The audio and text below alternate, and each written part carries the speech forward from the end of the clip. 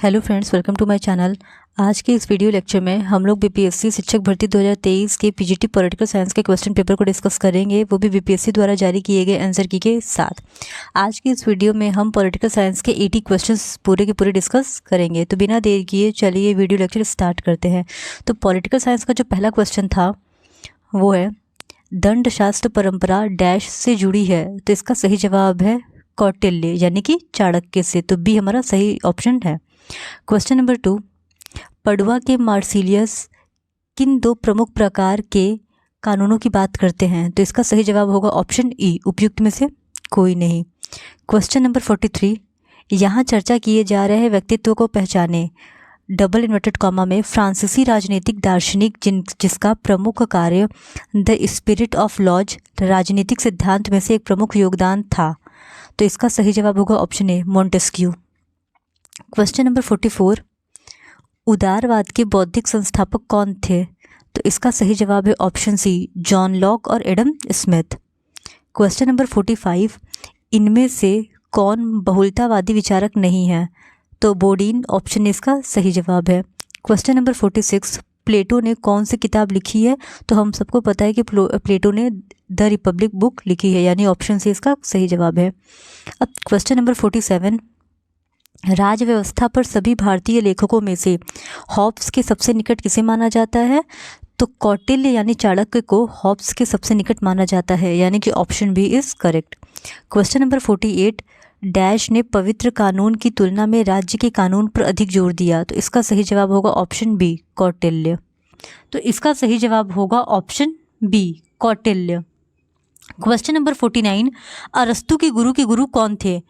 तो इसका सही जवाब होगा ऑप्शन सी, क्योंकि अरस्तु के गुरु थे प्लेटो और प्लेटो के गुरु थे सुकरात। तो सुकरात हमारा सही जवाब है। क्वेश्चन नंबर 50, संप्रभु राष्ट्र राज्य व्यवस्था क्या है? तो इसका सही जवाब है ऑप्शन ए, एक राजनीतिक प्रणाली जिसमें राज्य सर्वोच्च प्राधिकरण है और उनका क्षेत्र और लोगों पर विशेष नियंत्रण है। क्वेश्चन नंबर 51, इस सिद्धांत का वर्णन करने के लिए किस शब्द का प्रयोग किया जाता है कि प्रत्येक राष्ट्र राज्य को बाहरी शक्तियों के हस्तक्षेप के बिना खुद को नियंत्रित करने का अधिकार है? तो इसका सही जवाब है ऑप्शन ई, उपयुक्त में से कोई नहीं। क्वेश्चन नंबर 52, संयुक्त राष्ट्र संघ के वर्तमान महासचिव का क्या नाम है? तो हम सबको पता है कि यह है एंटोनियो गुटेरस, यानी option C is correct.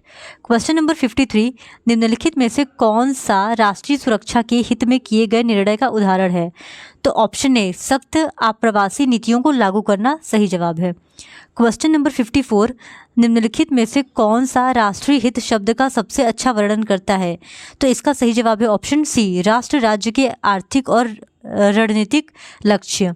Question number 55, अंतर्राष्ट्रीय राजनीति का कौन सा सिद्धांत तर्क देता है कि अंतर्राष्ट्रीय व्यवस्था अराजकता की स्थिति की विशेषता है, या जहां राज्य प्राथमिक अभिनेता है और अपनी शक्ति और सुरक्षा को अधिकतम करना चाहते हैं? तो इसका सही जवाब है ऑप्शन ए, यथार्थवाद। क्वेश्चन नंबर 56, विदेशी नीति के निर्धारक क्या है? तो ऑप्शन ए, आर्थिक हित, सैन्य क्षमताएं और अंतर्राष्ट्रीय गठबंधन इसका सही जवाब है। क्वेश्चन नंबर 57, निम्नलिखित में से कौन सा राष्ट्रीय शक्ति का एक तत्व है जो किसी देश की विदेश नीति के निर्णयों को प्रभावित करता है? तो अर्थव्यवस्था और व्यापार किसी देश की निर्णय नीति को या विदेश नीति को प्रभावित करता है। तो ये सही जवाब हो जाएगा। क्वेश्चन नंबर 58, निम्नलिखित में से कौन सी साम्राज्यवाद की विशेषता है? तो ऑप्शन ए, उपनिवेश स्थापित करने और प्रदेशों का विस्तार करने की इच्छा इसका सही जवाब है। क्वेश्चन नंबर 59, अलगाववाद क्या है? तो इसका सही जवाब है ऑप्शन बी, एक विदेश नीति का दृष्टिकोण जो किसी देश की आत्मनिर्भरता और अंतर्राष्ट्रीय मामलों में गैर भागीदारी पर जोर देता है। अब क्वेश्चन नंबर 60, राष्ट्रवादी सार्वभौमिकता क्या है और इसमें पैक्स की क्या भूमिका है? तो इसका सही जवाब है ऑप्शन बी, राष्ट्रवादी सार्वभौमिकता यह विश्वास है कि राष्ट्रों को पारस्परिक लाभ के लिए सहयोग करना चाहिए, जबकि पैक्स इस सहयोग से उत्पन्न शांति को संदर्भित करता है।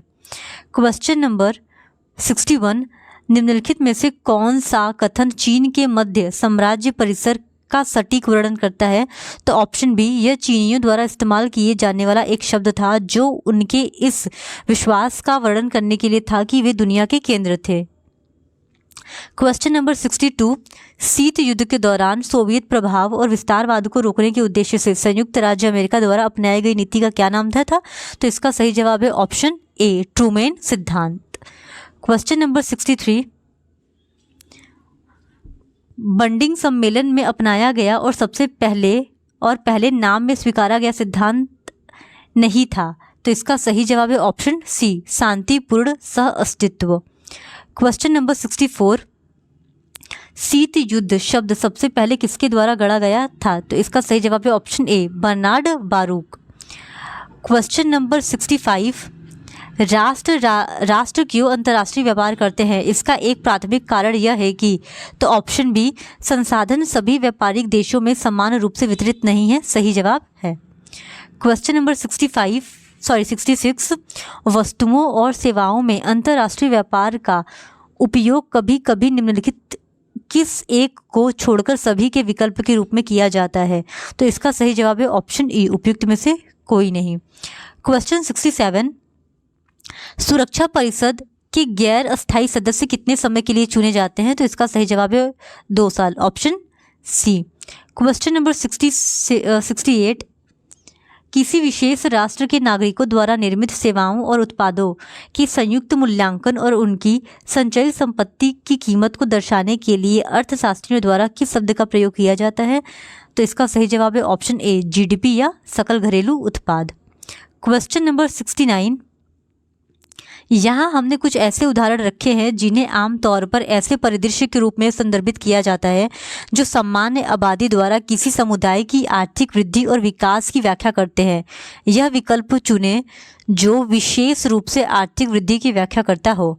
तो इसका आंसर होगा ऑप्शन डी, उपयुक्त में से एक से अधिक। क्वेश्चन नंबर 70, दक्षिण पूर्व एशिया में किस धर्म का व्यापक रूप से पालन किया जाता है? तो इसका सही जवाब है ऑप्शन ई, उपयुक्त में से कोई नहीं। क्वेश्चन नंबर 71, निम्नलिखित देशों में से किस देश ने अप्रसार संधि पर हस्ताक्षर नहीं किए हैं? तो भारत, यानी कि ऑप्शन बी इसका सही जवाब है। क्वेश्चन नंबर 72, किसने भविष्यवाणी की थी परमाणु प्रौद्योगिकी बहुत आवश्यक होने जा रही है और न केवल बिजली क्षेत्र में बल्कि जीवन की बेहतरी के लिए अन्य सामाजिक उपयोगों के लिए? तो इसका सही जवाब है उपयुक्त में से कोई नहीं, यानी ऑप्शन ई। क्वेश्चन नंबर 73, इष्टतम टैरिफ क्या होता है? तो इसका सही जवाब ऑप्शन में दिया ही नहीं था, तो ऑप्शन ई सही होगा। क्वेश्चन नंबर 74, आपसी व्यापार को बढ़ावा देने और बनाए रखने और देशों के बीच आर्थिक सहयोग विकसित करने के लिए निर्देशित एक स्वायत्त वाणिज्यिक नीति उपकरण को कहा जाता है? तो इसको कहते हैं मूल का प्रमाण पत्र, यानी option B is correct. Question number 75, पहला परमाणु संयंत्र कहाँ स्थापित किया गया था? तो ऑप्शन ए, ओबर्सनिस्क, रूस, इसका सही जवाब है। क्वेश्चन नंबर 76, इनमें से किसने कहा कि प्रत्येक राज्य अपने अधिकारों से जाना जाता है जो वह बनाए रखता है? ये कथन था लास्की का, यानी option A is correct. Question number 77, किसने कहा जो कोई भी हिंद महासागर को नियंत्रित करता है वह एशिया पर हावी होता है? 21वीं सदी में दुनिया की नीति का फैसला पानी सागर पर होगा। तो ये कहना था अल्फ्रेड महान का, यानी option B. Question number 78, British साम्राज्य के तहत हिंद महासागर को कौन सा नाम नहीं दिया जाता था? तो इसका सही जवाब होगा ऑप्शन ई, उपयुक्त में से कोई नहीं। क्वेश्चन नंबर 79, संयुक्त राष्ट्र में हिंद महासागर को शांति क्षेत्र घोषित करने का प्रस्ताव कब पेश किया गया था? तो ऑप्शन ए, 1971 में 26वीं संयुक्त राष्ट्र महासभा में। क्वेश्चन नंबर 80, इनमें से किसने विचारधारा शब्द का प्रयोग सबसे पहले किया था? तो डेस्टूट डी ट्रेसी ने इसका यूज सबसे पहले किया था, यानी option A is correct. Question number 81, संयुक्त राज्य अमेरिका की युद्धोत्तर विदेश नीति का प्राथमिक लक्ष्य क्या था? तो इसका सही जवाब है ऑप्शन बी, साम्यवाद के प्रसार को रोकने के लिए। क्वेश्चन नंबर 82, भारत की विदेश नीति मुख्य रूप से किस सिद्धांत पर निर्देशित है? तो इसका सही जवाब है ऑप्शन बी, सामरिक स्वायत्तता। क्वेश्चन नंबर 83, निम्नलिखित में से कौन सा भारत की लुक ईस्ट नीति का प्राथमिक उद्देश्य है? तो इसका सही जवाब है ऑप्शन ए, पूर्वी एशियाई देशों के साथ आर्थिक संबंधों को मजबूत करना। क्वेश्चन नंबर 84, तुलनात्मक राजनीति के अध्ययन का कौन सा दृष्टिकोण देश के ऐतिहासिक, सांस्कृतिक और सामाजिक संदर्भ को समझने के महत्व पर जोर देता है? तो option E is correct. Question number 85, निम्नलिखित में से कौन सा राष्ट्रपति शासन प्रणाली का एक उदाहरण है? तो इसका सही जवाब है ऑप्शन सी, मैक्सिको। मैक्सिको में राष्ट्रपति शासन है। क्वेश्चन नंबर 86, भारतीय संविधान की प्रस्तावना क्या है? तो इसका सही जवाब है ऑप्शन ए, संविधान का परिचय। क्वेश्चन नंबर 87, भारतीय संविधान में अनुच्छेदों की कुल संख्या कितनी है? तो इसकी कुल संख्या है 395, यानी option A is correct. Question number 88, अन्य सामाजिक विज्ञानों के साथ राजनीतिक विज्ञान का एकीकरण एक मूल सिद्धांत है। तो ये मूल सिद्धांत है व्यवहारवाद का, यानी option B is correct. Question number 89, किसने लोकतंत्र को सरकार का एक रूप जिसमें सभी का हिस्सा है के रूप में वर्णित किया? तो इसका सही जवाब है ऑप्शन ई, उपयुक्त में से कोई नहीं। क्वेश्चन नंबर 90, भारत के किस पड़ोसी देश ने मार्च में 35.37% पर सबसे अधिक वार्षिक मुद्रास्फीति दर्ज की है? तो इसका सही जवाब है option B, Pakistan. Question number 91, संविधान सभा ने अपने विचार विमर्श की शुरुआत की थी? तो ऑप्शन सी, दिसंबर 1946 में सही जवाब है। क्वेश्चन नंबर 92, जवाहरलाल नेहरू ने संविधान सभा में एक प्रस्ताव रखा जिसे वस्तुनिष्ठ संकल्प के रूप में जाना जाता है। तो इसका सही जवाब है ऑप्शन ई, उपयुक्त में से कोई नहीं।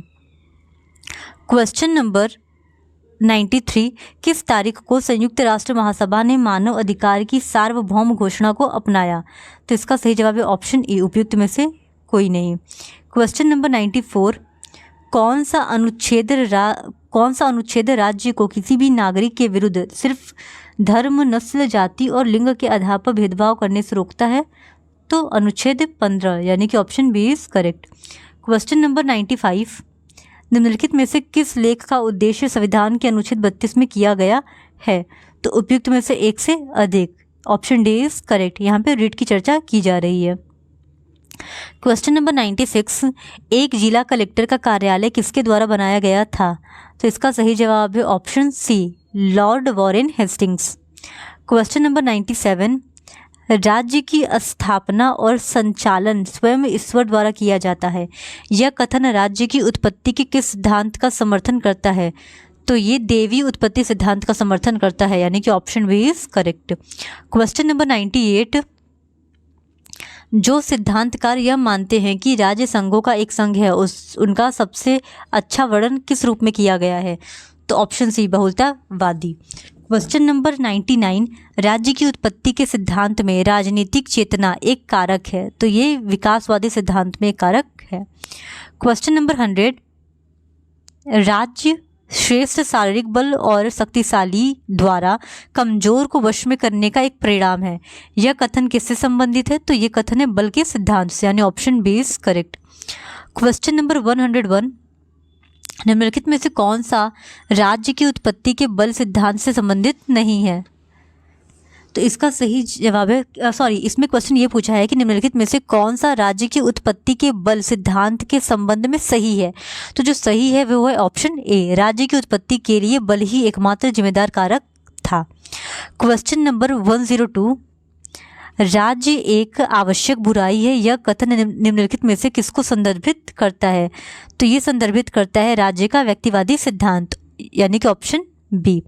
क्वेश्चन नंबर 103, निम्नलिखित राजनीतिक विचारकों में से कौन राज्य के उदारवादी सिद्धांत का प्रथम प्रतिपादक था? तो जॉन लॉक, यानी option A is correct. Question number 104, राज्य की उत्पत्ति के सामाजिक अनुबंध सिद्धांत के प्रमुख प्रतिपादकों के सही समूह की पहचान करें। तो ऑप्शन सी, हॉब्स, लॉक और रूसो इसका सही जवाब है। क्वेश्चन नंबर 105, किसने कहा राज्य एक वर्ग पर अत्याचार करने की मशीन से अधिक कुछ नहीं है? तो ये कहा था मार्क्स ने, कार्ल मार्क्स ने, यानी option A is correct. Question number 106, निम्नलिखित में से कौन सा जोड़ा सही सुमेलित नहीं है? तो इसका सही जवाब है ऑप्शन डी, उपयुक्त में से एक से अधिक। क्वेश्चन नंबर 107, इनमें से किस चिंतक ने संप्रभुता के जनरल विल में निहित होने की वकालत की? तो ये कहा था रूसो ने, यानी रूसो ने इसकी वकालत की थी। Option C is correct. Question number 108, निम्नलिखित में से किसकी विशेषता अन्य एजेंटों, घरेलू और विदेशी दोनों के साथ संबंधों में स्वतंत्रता है? तो इसका है ऑप्शन ए, संप्रभुता। क्वेश्चन नंबर 109, उस विचारक का नाम बताइए जिनको अक्सर अपनी पुस्तक में क्षेत्रीय संप्रभुत्व सरकार को संदर्भित करने के लिए राज्य की अवधारणा का पहली बार उपयोग करने का श्रेय दिया जाता है, और उस पुस्तक का शीर्षक भी बताइए। तो इसका सही जवाब है option B, Jean Bodin, the 6 books of the Republic. ये इसका सही जवाब है। क्वेश्चन नंबर 110, यह कथन किसने दिया? जिस संप्रभु को वकील पहचानता है उसके पीछे एक और संप्रभु होता है जिसके सामने कानूनी संप्रभु को झुकने चाहिए। ये कहना था डाइसी का, यानी option C is correct. Question number 111, निम्नलिखित में से किस राजनीतिक दार्शनिक ने संप्रभुता की अवधारणा को खारिज कर दिया? तो हेराल्ड जे लॉस्की ने इसको खारिज कर दिया था, यानी option C is correct. Question number 112, Poona समझौता इनमें से किस नेता से संबंधित है? तो ये संबंधित था महात्मा गांधी और भीमराव अंबेडकर से। क्वेश्चन नंबर 113, भारत में पहली बार सांप्रदायिक प्रतिनिधित्व की शुरुआत किसके द्वारा की गई थी? तो ये मांटो मिल्लो सुधार 1909 से की गई थी, यानी option B is correct. Question number 114, निम्नलिखित में से कौन सा कारक भारत में सांप्रदायिकता के लिए उत्तरदायी है? तो उपयुक्त में से एक से अधिक, यानी ऑप्शन डी इज करेक्ट। अब क्वेश्चन नंबर 115, जम्मू कश्मीर पुनर्गठन अधिनियम 2019 निम्नलिखित में से किस भारतीय प्रशासनिक केंद्र शासित प्रदेश का निर्माण करता है? तो ऑप्शन डी, उपयुक्त में से एक से अधिक। क्वेश्चन नंबर 116, जाति, समुदाय और राजनीतिक लामबंदी का प्रमुख आधार है? तो इसका सही जवाब है ऑप्शन सी, जातिवाद। क्वेश्चन नंबर 117, भारत सरकार ने किसकी पहचान के मानदंड निर्धारित करने के लिए काका कालेकर आयोग की नियुक्ति की थी? तो ऑप्शन बी, सामाजिक और शैक्षिक रूप से पिछड़े वर्ग, इसका सही जवाब है। क्वेश्चन नंबर 118, रजनी कोठारी द्वारा अपनी पुस्तक कास्ट इन इंडियन पॉलिटिक्स में दिया गया मुख्य तर्क यह है कि ऑप्शन ए, जाति संगठनों ने ब्याज एकत्रीकरण के माध्यम से लोकतांत्रिक राजनीति को आगे बढ़ाने में मदद की। तो option A is correct. Question number 119, मंडल आयोग को आधिकारिक तौर पर किस नाम से जाना जाता है? तो ऑप्शन ए, सामाजिक और शैक्षिक रूप से पिछड़ा वर्ग आयोग के रूप में इसको जाना जाता है। क्वेश्चन नंबर 120, राजनीतिक दलों का गठन और चुनाव के दौरान जातीय आधार पर टिकटों का आवंटन क्या दर्शाता है? तो ऑप्शन बी, ये जातिवाद को दर्शाता है। तो ये थे हमारे कुछ 80 क्वेश्चंस पीजीटी पॉलिटिकल साइंस के। आई होप आपको ये वीडियो लेक्चर पसंद आया है। अगर आपको ये वीडियो लेक्चर पसंद आया है तो please do subscribe to my channel and like this video. और आगे भी आपको इसी तरह प्रीवियस ईयर क्वेश्चंस पेपर मिलते रहेंगे। Thank you very much.